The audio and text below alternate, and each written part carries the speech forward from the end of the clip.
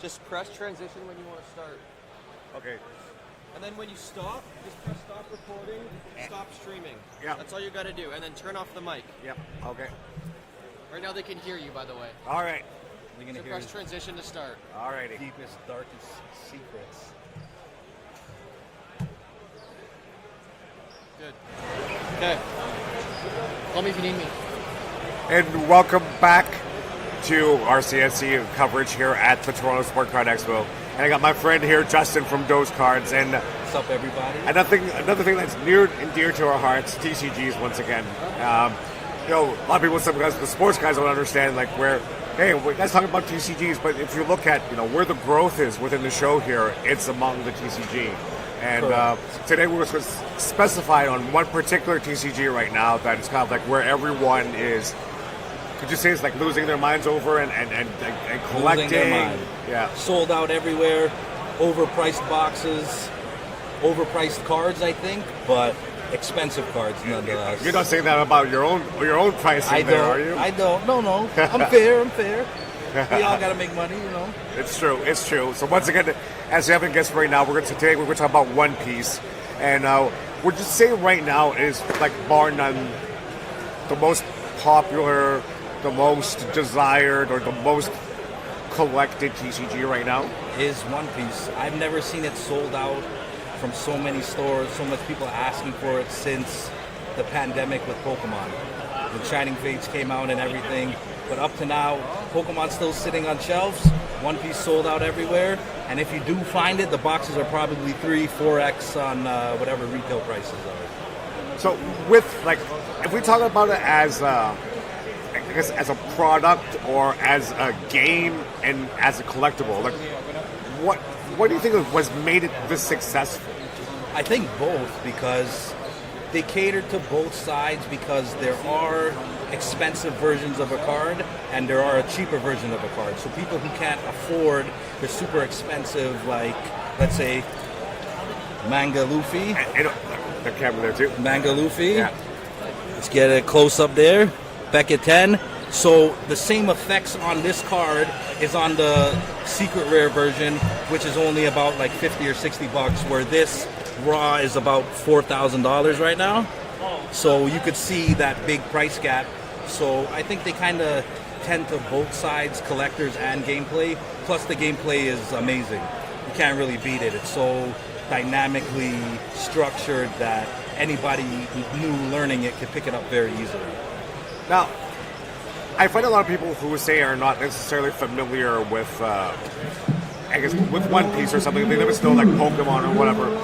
A lot of people have asked me, it's like, is this something do I really want to get into? Assuming like that they're not like One Piece fans per se. Like and they didn't watch it at all. Exactly. Nothing? And they're like, is this a fad, or is it going to be some of the other games that have came out and then kind of like fizzled out? Like they saw that with like, they'll compare stuff like, maybe MetaZoo was not the great thing, but when I saw things like Digimon, right? And then at first it was extremely popular. It was the show. But it's another Bandai game, mm-hmm. and it kind of like slowly fizzled out.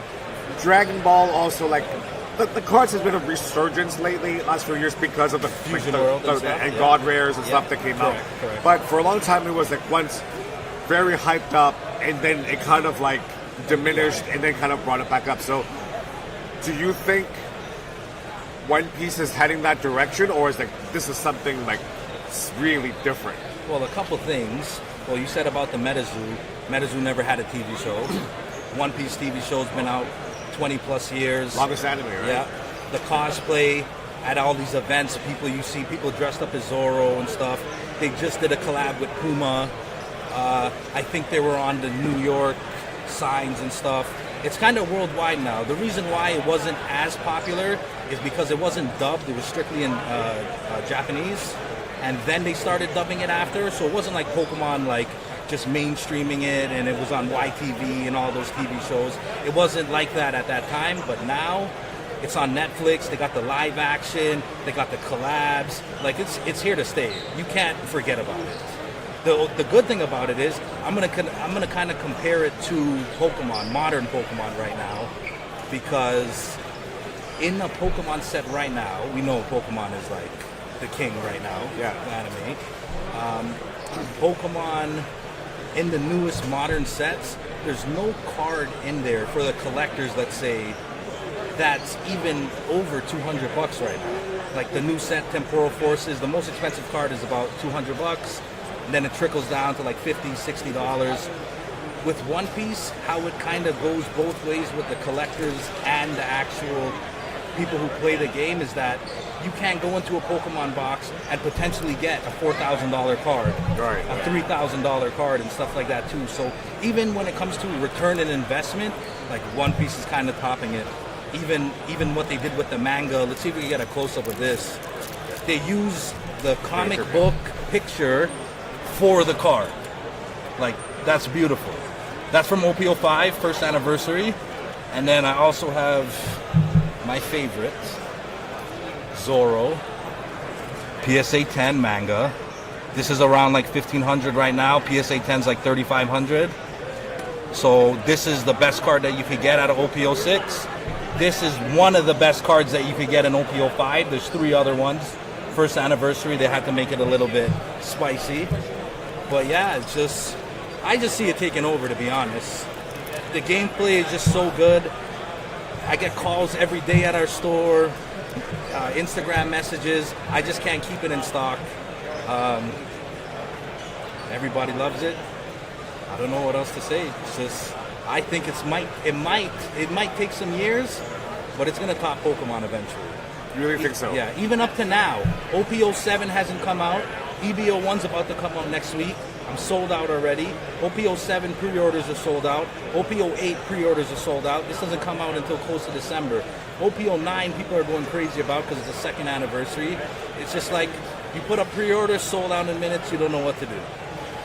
Do you find one of those things where maybe with Bandai having had Dragon Ball and Digimon coming out first, now they're finally finding the right balance when it comes to playability and the game and the meta and for collectors? I think so, because now with Dragon Ball, they came out with Fusion World. The gameplay is very similar to One Piece. They also have these manga or god rares or whatever that's the same hit ratio, same type of high value. The Fusion Strike, the first set that just came out, it was the Son Goku. I believe you have one, sir. Beautiful card. It's around $2,500, and they're just kind of, they seen that One Piece was doing so good, they had no choice but to kind of follow in suit. Similar, but not exact, but I think they're doing the right thing now too.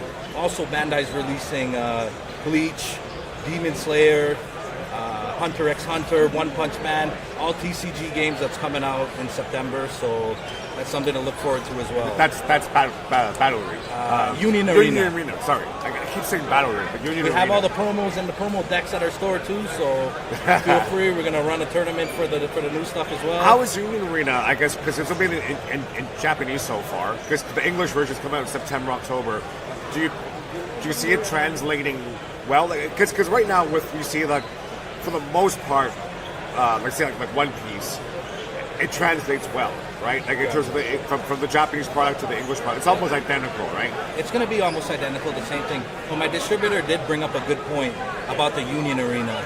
He seems to think that all of those card games that I just mentioned, Demon Slayer, you could use any deck and play against any deck from any one of those series. He doesn't think that every single set is its own game. He thinks that you could play amongst like other series and stuff with the deck. So I think it's kind of like it's like White merged together. Yeah, it's like that. It's like Bandai's version of White Schwartz. If it is like that, I think that's pretty crazy. A Demon Slayer deck against a Bleach deck, Hunter x Hunter against One Punch Man. I'm a Bleach fan, so yeah. There you go. So when Union Arena comes out, we'll talk about that next expo. How about that? Yeah, we're on One Piece. I'm so sorry. We're on One Piece. That's right. You're derailing this. It's Bandai. They come up with so much different things, you don't know what to do, you know? But One Piece is something to definitely look into. Everybody's kind of like, oh, it's 1,000 episodes, 1,100 episodes. It's kind of time consuming. They do have the live action now, and the live action follows the same storyline. It's only one season out, I think, now. And it's realistic, with actual characters, not animated and stuff. So if you guys wanted to start, I think that's a good place. It's on Netflix. They also have the anime on Netflix too. So I think the live action stuff drew a lot of new fans. It did. Too, right? It did. A lot of older people came in as well too and see that it's on Netflix. Started watching it. They like it. So and they actually get their kids into it too. So as big as it is, it's still growing, which is crazy to me because it was already big enough. We're at the expo right now in my booth. We sold just as much One Piece cards as we did Pokemon today, and Pokemon's crazy. So. Oh, and I forgot to reveal to you this one I'm wearing too today, just for I got the Zoro shirt too. Yeah, so let's go. So this I actually prepared this for chat today. Prompt prepared. Yeah, for sure. So like we're brothers now. See, look at that. From different mothers. There we go. I like it. So, regards to the game right now, do you want to talk about what's drawing the competitive scene? Like, is there kind of outside of the collecting, right? Yeah, kind just as gameplay wise. Yeah, how do you think the gaming mechanics are holding up to interest when it comes to the fun of the game? Well, they're doing a good job of it because for the longest time, if you guys know, Sakazuki is the meta deck right now. It's beating all tournaments and stuff. Enel was earlier, and then Whitebeard was before that. But what they're doing is they're doing a good job of seeing what the metas are and trying to ban some cards or something to make it more fair for everybody, because nobody wants to see the same deck winning champions every single time. They want new stuff all the time. They want to change it up. A new deck just came out, and that's pretty good. But Sakazuki, which is the leader that's winning all the tournaments right now, is getting banned. So now everybody, it's like a fair game. It's kind of even matchups between all the new decks and all the other, I guess A tiers, because Sakazuki's an S tier. So they're doing a really good job of kind of noticing that and trying to make it any deck could really win championships. So they're trying to not make people discouraged about it. The Sakazuki deck, the meta one, is pretty expensive to build. So they're kind of working their ways around it. And that's what I kind of like about that, because nobody wants a pay-to-win situation. Yeah. All you got to do is buy that deck, learn the fundamentals about how it works, the mechanics, and you're probably good against almost every deck that's out there. I'm personally running the new deck that just came out, Black, Yellow Luffy. It's kind of good because it recycles cards. It lets you use a baby version of a card to pull out a bigger version of the card early from your life. Then you could recycle it from your trash back into your life. And it's kind of good against Sakazuki. I think Sakazuki will still beat it, but I think in a month or two they're going to ban it. So the next tournaments and stuff like that, it should be pretty interesting. I'm kind of looking forward to see what the new deck's going to be. Also, how they make it crazy. I should have brought that card with me too that I do have, but winner cards, they're serialized. People go crazy about it. I do have the Monkey D. Luffy was the first serialized number out of 700. Then they have these flagship tournament cards, which honestly, I wish I had one to show you guys too. It's beautiful. It has this articulate kind of border on it, and it kind of really brings people to want to play to be able to get these cards, because you have to rank pretty high to be able to get these cards. So there are serialized English cards now? Yeah. Okay. So far there is 2. There's the Luffy, there's the Shanks. I think another Luffy's coming out from the new era from the show, so a different suit. And I think that's it. But then there's flagship tournament cards. They look amazing, and if you don't win it, they're a pretty penny. I just got the Kid. He's not too popular of a guy, but that card to buy is $1,000. Somebody came top 8 in the tournament and got it for free. So you could see the kind of demand that it is for these winning cards, because you can't pull them out of the pack. They're limited. Those ones aren't numbered, but they're just as good as being numbered. Which, eventually I will show you guys. I'll show you guys my whole collection one day, right here. At CSC? At CSC. I'll show you everything.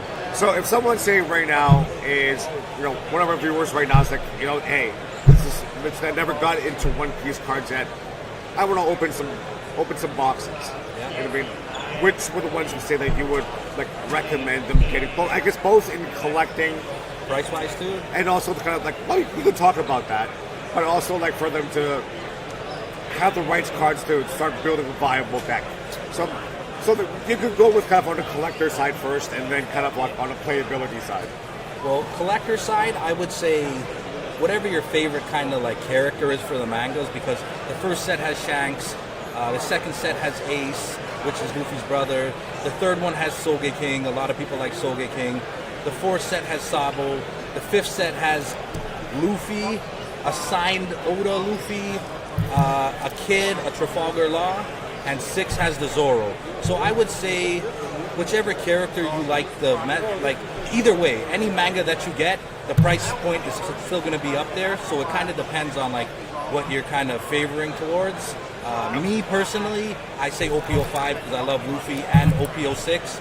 But for the price point of OPO 6 right now, they are reprinting more, so the price should come down a bit. But that's a good place to start. But if you're gonna build a deck, you always want to get a starter deck first and build off of it. There's all of the colors there. Some of them you need 2 of the decks to make it a really good deck, and then you need like little to few cards from the actual sets to make a meta deck. And what about for like those people who love collecting sealed boxes? Because we see now like OPO 1. Oh, buddy, sealed boxes are like guaranteed. They're like right now, like 1,400? For OPO 1? Yeah. 1,500 blue bottom, which is the first wave. Second wave has a white bottom to it. It's around $800. Everybody's trying to say that that's going to be the next first edition. Like base set first edition First kind of thing. edition, yeah. Booster box. And what about now in terms of like, you know, hey, I don't want to, you know, but spend $1,400, but let's just say like, what's the ones that are still currently out that could, well, assuming they're in stock, which one's the ones like a good one to hang on to sealed? I would definitely pick up some OPO 6 on the reprint. It'll probably come down to around 180-ish. I would definitely hold on to those boxes. They say they're going to make more OPO 5. It's the first anniversary box. It has 3 mangas in it, plus a signed Oda card. You can never go wrong on anniversary stuff. I would definitely hold one of those when those get reprinted too. If you guys can afford it, I would say go OPO 1 all day. Blue bottom. If you want to be a little conservative, you could get the white bottom. It still has the same cards. A couple words are changed on the cards and stuff because they had to switch it because it was too OP. So I would say if I had to choose OPO 6, Zoro's a fan favorite. The cards are amazing, and the value's there for sure. Not only that, at $180 a box, you get 2 alt arts per box. You kind of almost. I know. We were talking about all the different alt arts of. There's so much more than just the manga. super rares, of the leaders, as well too. Yeah. It's sometimes it's amazing, just kind of like the potential you could pull. Yeah. The boxes out of are a box. Yeah, the boxes are so expensive because the value is there. With Pokemon, like you have a chance of getting the most expensive Charizard for like $200 or something. A booster box is $150. You pull a Charizard. If you pull a Charizard at $200, if you don't hit that, you're in the negative. You got to grade cards. You got to hold on to them until they, start to skyrocket and stuff. But there, it's guaranteed value. But it's even more guaranteed when you hold it sealed. So if you're a sealed box collector, I'd say you're going down the right path by getting any one of the boxes except OPO 4. OPO 4. It was kind of stagnant. They did produce a lot of it. It was sitting on the shelf for just a little bit. The price is around like $300 and stuff, which is the lowest price right now. OPO 6 is going to get up there too. But OPO 4 is probably one I would say that you could comfortably pass on it if you wanted to. Right. OPO 1 all day, baby. OPO 1 all day? I don't know. I'm more of a... To me, it's like... OPO 5 to me is still the craziest. I would say so. Just because I would say 3 so. manga rares, Signed Oda. the signed Oda, and you still got a whole plethora of alt arts. Secret rare Gear 5 Luffys that are still playable in decks. I used to run a red-purple Luffy, and it kind of came out of the meta, so I kind of had to build a new deck. So I kind of had to scrap that one because it wasn't making any types of moves and stuff. So now I'm onto the yellow-black Luffy, which is crazy. So for a person saying that we're like into Pokemon, like what would we say 10 years from now is like that? Is like that first edition Charizard Holo? You know what I mean? What's going to be the say 10 years from now? Is it going to be one of the most definitive cards for One Piece? Honestly, that's a hard one to say because obviously Luffy's the main character. But he came out in OPO 5. So there's that for sure, because Gear 5, everybody was waiting for that. Zorro's the second best for sure. Everybody loves Zorro. But here's the thing. OP01 has Shanks in it. Nobody's seen Shanks fight ever. Everybody's crazy about it. They know that he's a strong emperor. And everybody just wants to know what he's capable of doing. And he's in the OP01 box. Because OP01 was the first box and it's so expensive, and Shanks was the first manga rare to get there, the TV show right now is getting to its all-time high right now, so the hype is even crazier. It would have to be a split decision for me. And this is besides all the serialized cards and all that stuff in the tournament. Just in this, I would have to say, product, not tournament. Yeah. I would have to say either Shanks from OP01 manga or this baby right here. Right here. It's skyrocketed in price. When this first dropped, OP05, this card was $2,000 raw. In about 2 weeks, it shot up to $4,000 raw. It went insane. And the thing is, it's one in, I believe, every 7 cases. And there's 12 boxes in a case. So one in every 7 cases to pull one of these. But the thing is, because there were 3 mangas inside makes it even OP05, harder. they didn't make more. They spread out how much they normally make into 3 different ones. So even if you get a manga, it's not necessarily this. So it's theoretically, it's like 1 in 21 cases for a particular manga card, right? Correct. Mathematically. Correct. Which is crazy to me. See, this is my dark horse. I like the signed Oda card. Like, is that biased because you have one? I do, no, but that's the reason why I bought it, because I think it's one of those cards that it's unique, and it kind of. It adds kind of like a surprise, right? It does. And it goes under the radar because, of course, like people are putting sets together of the ultimate collection of all the manga, like the manga rares and everything. But this is the card where it's the only one that has the facsimile sign of Oda. It's like any time like you deal with the creator and kind of thing, it makes it more like kind of special. You're not wrong. Yeah, they did do that. Crazy. So to me, it's got one of those cards that right now it flies under the radar, and then later on, I think when OP05 goes finally full like out of print, like unless they make another signed card later on, I doubt it. So that's why to me, I find that. So you think that's the number one for you? Like it's a prediction. Prediction, yeah. It's a prediction sure. Because I think it gets to the point where, say, 10 years from now, we're on OP 30, like OP 25 or whatever, right? Yeah. And say across the board, there's a lot of manga rares, but at that point, how many unique cards that have been created during then? That's kind of like a one-shot deal card, like the Oda card, or if they make some other kind of specialty one-time art or one-time thing, for it. So the only issue that I'm kind of having is that eventually they're gonna run out of like really good characters to use for mangas. And what I want to see, what I'm really interested to see, is what they're going to do.